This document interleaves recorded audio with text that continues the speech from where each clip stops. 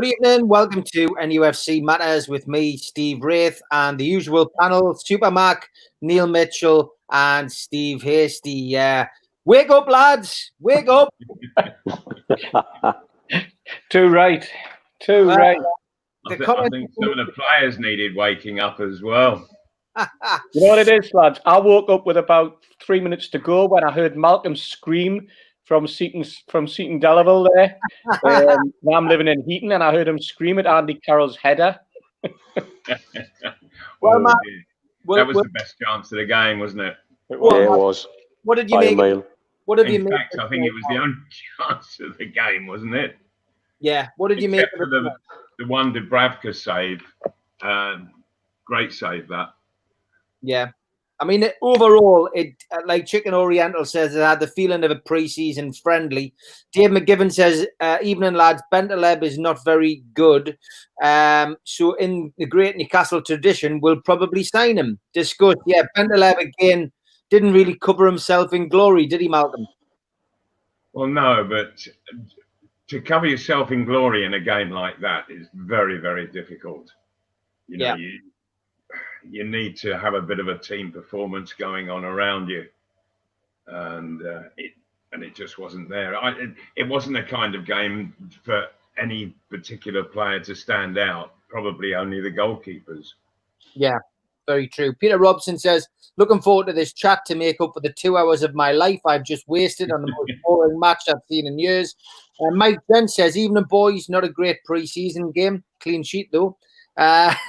In all fairness, just to follow that up, that playing three at the back, I thought, well done, Steve. You know, because I had visions of him playing 5 or 6 at the back because of the lack of centre halves. But no, they worked hard at it, obviously pre-match, to get that 3 working as they did.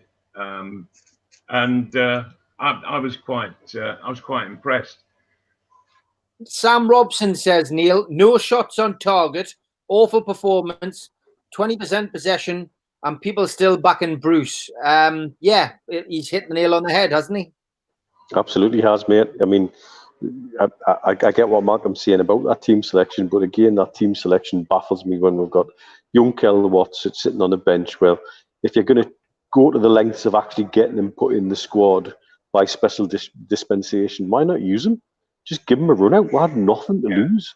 It was the deadest. I really do agree, Mitch, on deadest that. The dead rubbers. We've got Kratz starting there at centre back, and he's not a centre back as long as I've got a hole in my backside. I mean, I'm sorry, it just isn't. And the midfield too were ponderous. I mean, that game honestly is one of the most turgid games I've ever sat through. You know, it's 90 minutes of my life I can't have back. Then have you? Steve, I didn't quite get this in the commentary. Joe Linton back on the goal trail. That was the quote of the night from the commentator, wasn't it? 2 goals in 37 games and 15 shots on target. Can you explain, Steve, what the goal trail is? Yeah, it's the new single by the Pretenders, I think. Back on the goal trail. Dear me. I mean, you know what it is. You know, there was 10 players on that pitch today that didn't really, you know, just went through the motions. I was bamboozled by the lineup. I was bamboozled because I thought Shelby and Bentaleb were just getting completely overrun in midfield. Not that there was much running to be done by either team, I must admit. But even up front, you know, I thought Sam Maximum just didn't seem interested at times. Almiron, I couldn't decide where he was playing. And Gale, well, you know, again, you stick Gale alongside 2 great big centre halves who just dominated him, and he wasn't even getting frustrated by the end. You know, when he came off, I think he just shrugged his shoulders and knew that the time was up. You know, and the big hook was coming. It had the air of one of those sort of end of season games, and you know they got the point that they needed, but neither team set themselves up in any sort of glory, did they? No, definitely not.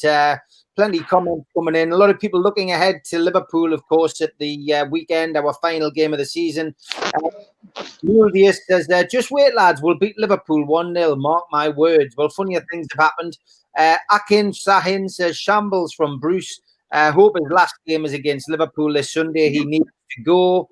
Julie Baker says, well, that was thrilling. Jack Sparrow says that was a tough watch until the last 15 minutes. And yeah, a lot of people making the point is Justin Nichols is the Bentaleb over Matty again. So it doesn't really look like Matty Longstaff is going to get accepted now that Matty Longstaff is probably going to lose. Definitely. I mean, it's looking more and more like that at every junction, isn't it? You know, not getting an opportunity today. Again, you know, and as Neil said, the decision to not play Watts and just have him after all that hassle. Are you going to throw Watts in against the likes of Salah and Firmino and Mane and give him a run out when you don't do it against someone like Mopé, who's playing up front on his own? You know, that again, it just baffled me. Absolutely baffled me. Mm. Yeah, Malcolm, it's a strange one, isn't it? Matty Longstaff, of course, we know he's having these contract wrangles, and it looks very much like he probably will leave unless there's a major U-turn. And, you know, if the takeover is announced at the weekend, like we're all hoping that it's going to be, at the, you know, after the Liverpool game, before the Liverpool, whenever it is, you know, you'd like to think there might be that opportunity for Longstaff to stay, but it doesn't look promising. No, it doesn't. And I think that Matty Longstaff knows exactly what he'll be earning by going to Udinese. He knows exactly what they're offering him, and Newcastle aren't getting anywhere near it, nowhere near it at all, and they're not going to budge in their stance with Matty, and I think it's a shame because why wasn't this sorted out, for heaven's sake, 18 months ago? I really think there should be an inquiry into this, an internal inquiry within Newcastle, because it should never, ever have got to this stage. If that was, if they weren't going to give him a new contract 18 months ago, then why don't they look to move him on for a fee? At least get some money in. But they've just allowed it to drag on until it always gets ugly. Once it gets near to the crunch time, it always starts to get ugly, and that's how I feel it is now. And it leaves people arguing the toss one way or the other, and in the end, Matty, he's going to leave when he would have liked to have stayed. You know, and he's. At Newcastle, he's got his brother there as company, so and he's going to have to learn a whole new language, and Italian. It's not the easiest of languages to learn, I can assure you, but he's going to have to give it a go. Yeah, Mitch, Jack Sparrow said, "I'd like to know where it would be without Dubravka." Malcolm's already pointed out he pulled off a fantastic save in each half today, but something like 148 saves now for Dubravka this season in 37 league games. It tells you where it would be without him. Would be probably relegated along with Norwich. And didn't he look magnificent in that cap? Yeah, he did. You know, he has had a terrific season, and yeah, I think you've made a good point, Steve. Without Dubravka, we could have been in serious trouble. Yeah, Mitch. I mean, I've criticised him a couple of times this season when he's made errors, but then when you look at how many saves he's trying to make, there's no wonder he's going to make errors in there. And when you make an error as a keeper, inevitably it tends to be a fatal one in terms of goals against. Well, yeah, look at the guy last night. Absolutely. And I think that guy has been an absolute bargain. What did we pay for him? 4 million at the moment. What his market value must be right now? Yeah, it's crazy because he's certainly proven it time and time again. He's not only a good shot stopper, but he'll come for crosses.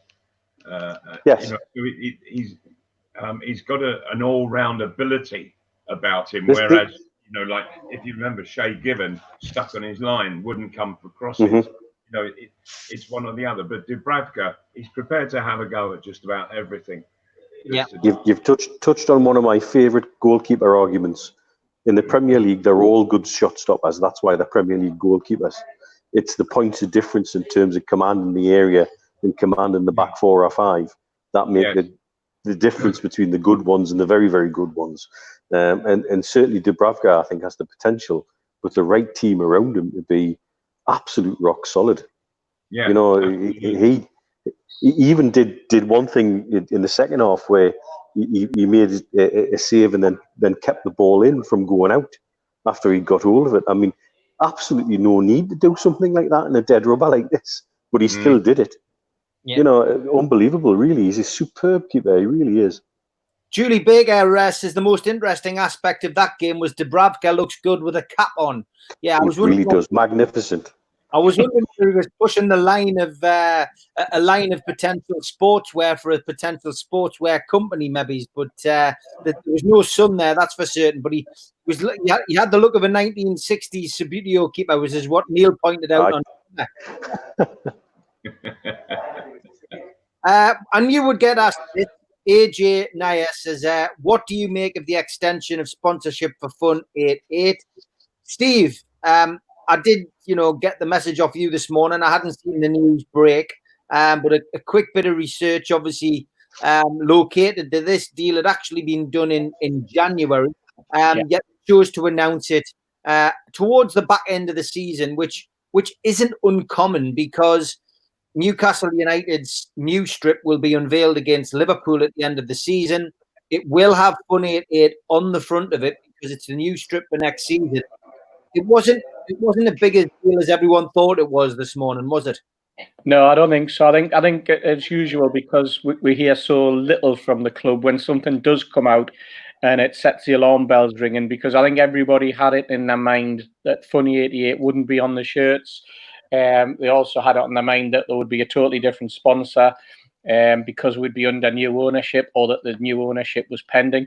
But as you say, when deals like this are put into place in January, and all you can think of is it possible that there are clauses in there? You know what? It doesn't really matter. It doesn't really matter at all, because if you want to get out of a contract, and I think the wording that Newcastle came out with was very, very interesting.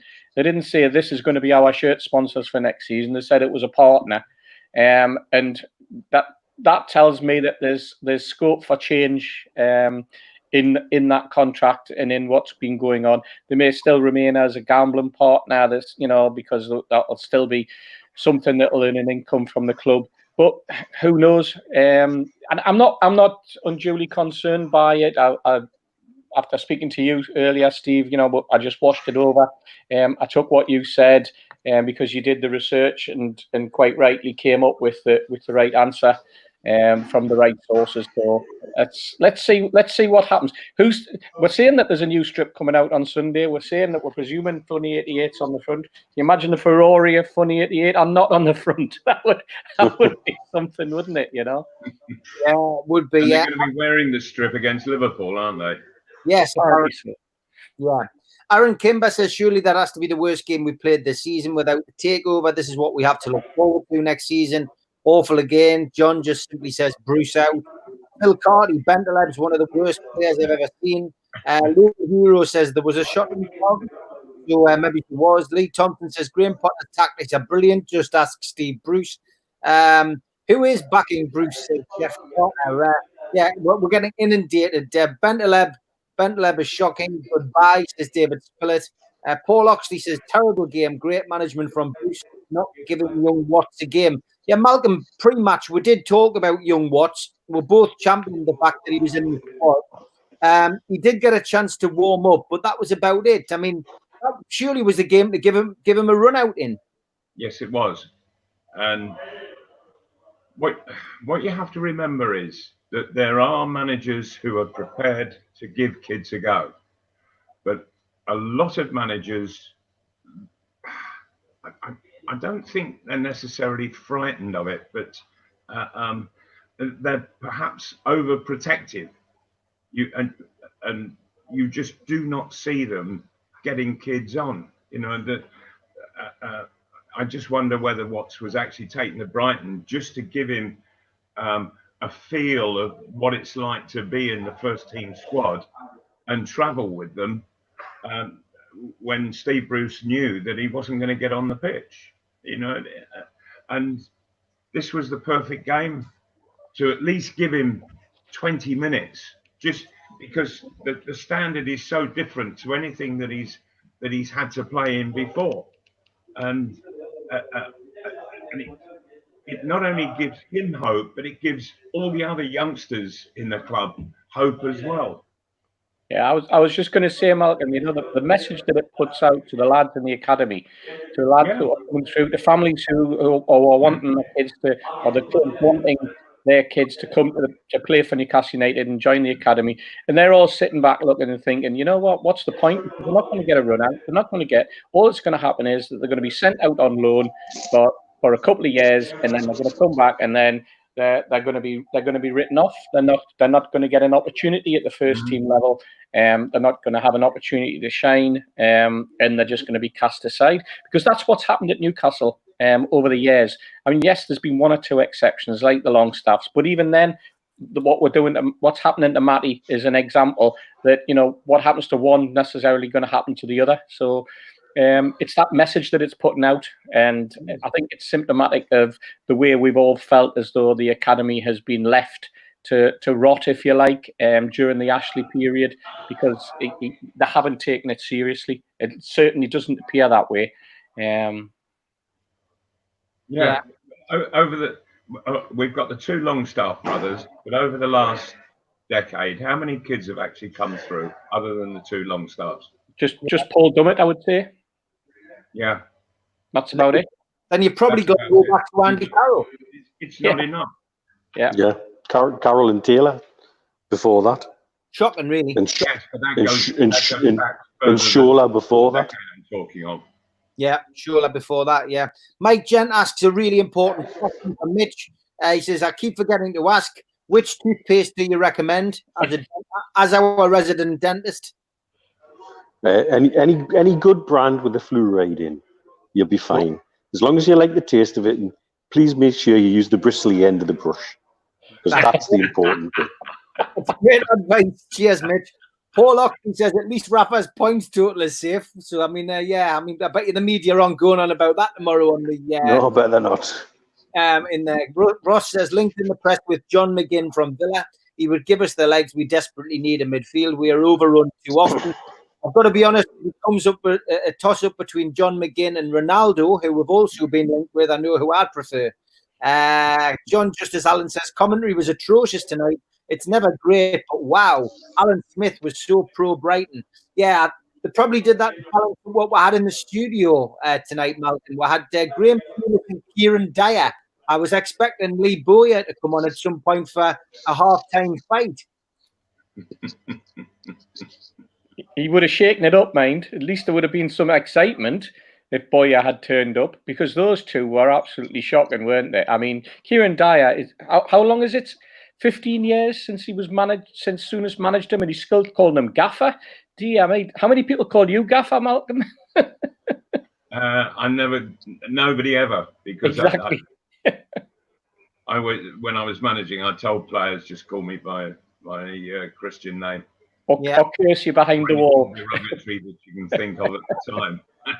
Question for everybody here, lads. What are your thoughts on Souness and Dyer saying it was a penalty in the first half? Mitch, I'll give that one to you first.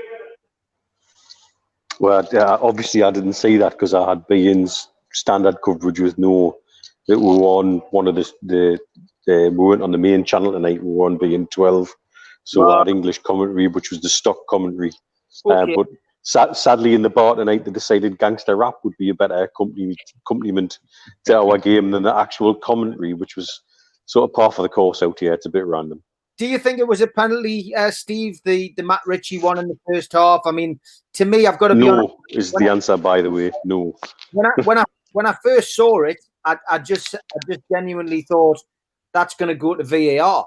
I'd like to see it again myself. And of course, the fact that the Brighton player didn't appeal for it, it just seemed to go by the by. And I think when I watched it from different angles, I'm still 50-50 on it. I'm looking forward to hearing Dermot Gallagher's take on it. That's for certain. Yeah, it was like one of those where the first thing that went through your mind was, they haven't got VAR switched on, have they? So they're not going to go to it because the referee didn't want to know. I mean, he literally just carried on as though there was nothing happening. To me, you look at the penalty situation in the Premier League, and then you look at Manchester United, who last night, the other day, the 19th penalty yesterday. 19 penalties. I don't think we've had 19 penalties in 19 years, for goodness sake, But I suppose the other argument is you've got to get in the box to get a penalty. But again, that was one of the few opportunities that Brighton had to get in the box as well, because neither team sort of really pushed the boat out as an attacking force. Yeah, Malcolm, was it a penalty to you, do you think? No, not at all. I think that he made the wrong decision in the first place, but I don't think that he sought to impede the Brighton player in any way. And in the game, I think there was something like about 5, 6, maybe 7 bookings. 20 years ago, not one of those would have got a yellow card. Not one of those challenges. And I do get the feeling that referees they're over-egging everything now, and whether VAR has caused them to be a bit frightened, they tend to give things rather than be shown up by VAR. But the referee, he wasn't interested whatsoever in that. He didn't react in any way, and I thought that was absolutely right. I thought the referee got it spot on. One of the few decisions that he did get spot on tonight. Jared Sue says, "Oh well, last game to go. For a bit of fun, guys, if you each had to pick one player from the whole of the English Premier League based on performance during restart, who would you have in your new look takeover Newcastle United Football Club squad?" So, Mitch, we'll go with you first. Which one player would you take? Cantwell at Norwich. Steve? De Bruyne. De Bruyne from Man City, yeah. Malcolm? Aubameyang at Arsenal. Aubameyang at Arsenal. Okay, that's a good one. I was going to say Cantwell. I suppose I can say the same one. I would definitely take him. Young, enthusiastic, attack-minded, would certainly complement what we've got. Yeah. Certainly looks up for the challenge, so I would probably go with him. Quick question. Aubameyang was my second choice. He was my second choice. Yeah. Well, the reason why I say that is that the guy, he is a unique goal scorer. Yeah. And Newcastle, the defence and the goalkeeper, what they're not getting is the luxury of players putting the team ahead and taking the pressure off the back four. The Newcastle back four, it's got the pressure on them all the time that they can't make a mistake. They can't get it wrong. They've got to get it right all the while, because they're always hanging on a 0-0 situation, as they've had to do all tonight away from home. It's 0-0, and so they never get the chance to really just relax and go and play the game 2-0 up. Can you remember the last time Newcastle were 2-0 up? The last time we were 2-0 up was Sheffield United, wasn't it? But by then I think they were down to 10 men. Yes. Yeah. True. Yeah. And so the defence, it just doesn't get that chance to have the heat of the situation taken off them. Even when we go 1-0 up, you always know that there's the opportunity for the other team to come back and equalise. I mean, Villa was a perfect example of that. Yeah. Tottenham, another example. You know that that you come back into the game, you're going to throw the game away, because the lack of confidence in the back four, because of the lack of confidence that they have in striking partners that they've got up front because of the lack of goals. You're dead right, Malcolm. It's just added pressure. Yeah, the pressure is we don't give a goal away. We don't give a goal away. And when you're under that kind of pressure, that's when you make mistakes. Yeah. Question for you there on the screen, Malcolm, from Lee Thompson. If you were a Matty Longstaff situation and had a manager like Steve Bruce, what would you do? Stay or leave? Well, it's not. I don't think it's anything to do with Steve Bruce. This is about the club having failed to secure the future of Matty Longstaff at Newcastle United. Secure it both on a contract, secured Matty Longstaff's financial future, and the club have significantly failed the player, the supporters, and the club itself. And Matty Longstaff, he will go, and it wouldn't surprise me if come the season after this next one, we see him playing for Watford. You know, but he'll make a living in the Premiership. Mark my words. And I think Newcastle have got it all wrong in the last 18 months, 2 years. Andy Gurney says, were you happy to see Joe Linton come on, Malcolm? He had a few nice touches, but never achieves anything. You know, and also I couldn't help but laugh when the commentator made the comment about his goal-scoring prowess, dear me. Yeah, definitely on the wane, I think, in the commentary box tonight. Colin Wilson said he was looking forward to the post-match chat, and he wasn't wrong, which is good. Without Dubravka, we'll be bottom 3, says James. Robert Mitchell, Matty will be on loan at Watford next season. Mark says, I'm guessing it's already been mentioned about Dyer being drip-fed what to say within 2 minutes. Dubravka not here, we would have been gone before March. Yeah, I would agree. Yeah, Dyer's comments tonight were ludicrous. I mean, saying that, you know, would finished, you know, it was great and would finished well under this regime, etc. He clearly forgotten that we'd played in the Champions League, hadn't he, under Sir Bobby Robson, etc. Yeah, he even came out and said that was our best. This is one of our best finish that we've had and best position in the Premier League. And I'm thinking, what since last season? He played in a team that finished better than that. Jesus, exactly. Yeah. Going back to the Matty Longstaff situation, I think what they fail to realise as well is if they give Matty a decent contract, and then after 2 years, give him a 5-year contract. After 2 years, and he's not getting a game, then you sell him. At least you're going to get something back for him, and probably a decent amount. You know, £4, £5, £6 million back. So you're basically covering your losses by getting him to sign up. And if the lad doesn't perform, then you know that's because the club's moved forward and he hasn't. But he'll always have a career somewhere else. But at the minute, what they're doing is they're handing him to someone else for free. They're going to get, what, 450,000 maximum for him? Yeah, Phil Wilson says, as Willie McFall once said, that performance was so bad, next match we will get booed onto the pitch. Local Hero says, Dubravka is better than De Gea. Malcolm Taylor says, not Newcastle related, but what do you boys think of the Watford situation? Yeah, Mitch, that was strange. Three out of 3 now this season that they've sacked.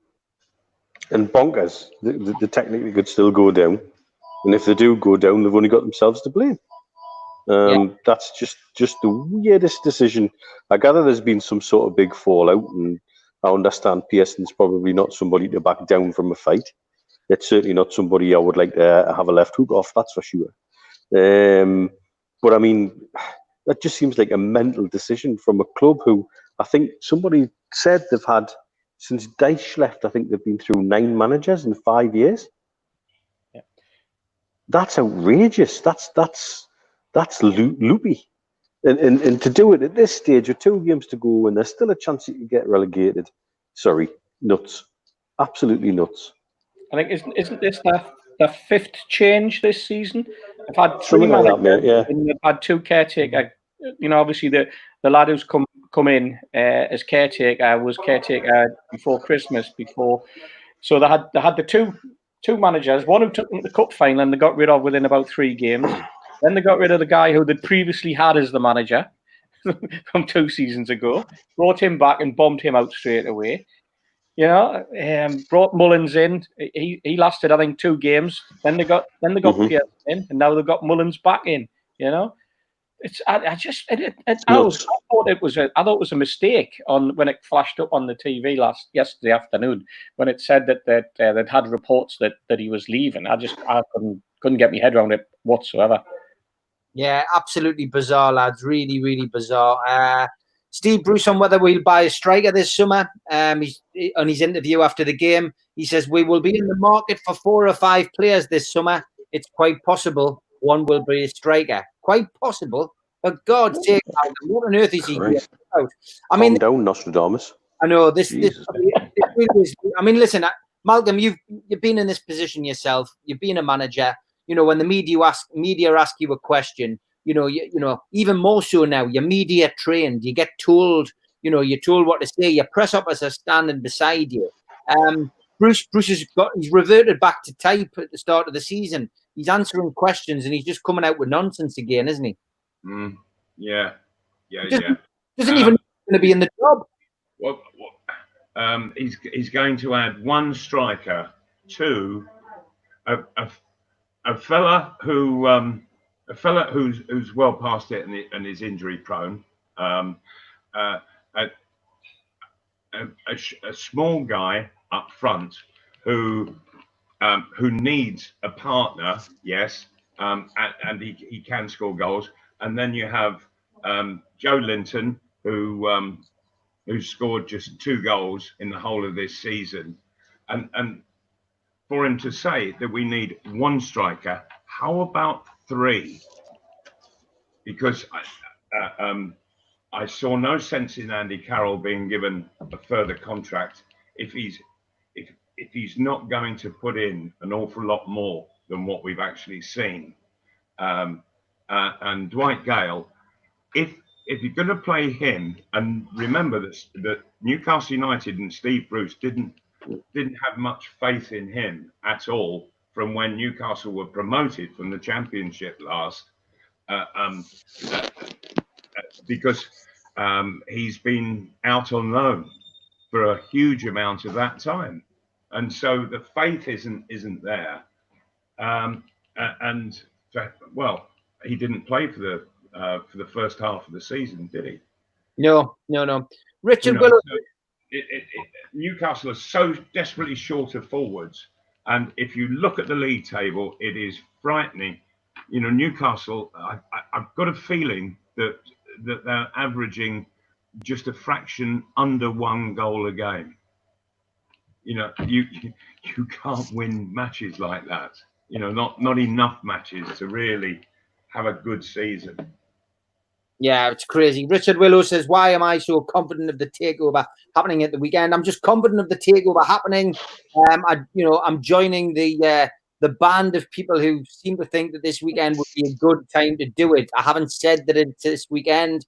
A lot of people are suggesting that, the Liverpool game might be an occasion for it to happen. I've said that. So I'm confident of it happening this weekend. Who knows? But yes, it would make sense. Chicken Oriental, hopefully Bruce isn't here much longer, and Joe Linton needs to be released. Jason says Gail looked tired and hungry tonight, but yet again he had no service. Paul Oxley, if it's 1 striker, you want someone like Danny Ings. If we had his goals this season, we could have been top 8.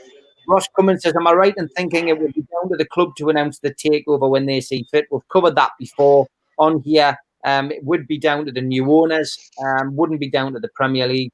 Paul Hill, soonest was garbage. I don't forget what Dyer did to War Bobby either, which is fair comment. And L71 says, takeover happens Saturday afternoon. We will know by 5 that evening. I wish I had your confidence on that. Lads, we've reached the end. As always, we could probably talk all night. Look forward to speaking to Steve and Neil on Friday as usual. And Malcolm, I will get you on, of course, at the weekend to look ahead to the final game of the season, Liverpool, and we might even talk about someone who got a home debut hat-trick on that particular occasion as well, because I have a feeling the only hat-trick we'll be talking about as regards a Newcastle player when we're talking about that Liverpool game. Definitely. All right, it'd be nice to see somebody score a hat-trick anytime, Malcolm. this weekend. Yeah, anytime would do. Thanks a lot, lads. I'll speak to you soon. Take care. All right, Cheers, guys. guys. Cheers, guys. Good night. All right. See you over the weekend. Great stuff. Thanks for watching, everybody. I will be back tomorrow with Liam Kennedy from the Shields Gazette. So if you want to tune into that, that will be on at 6 o'clock tomorrow. Thanks a lot for everyone and all your comments. Great to have you on. But yeah, 6 o'clock tomorrow night, Liam Kennedy will join us from the Gazette. Thanks very much. Bye-bye.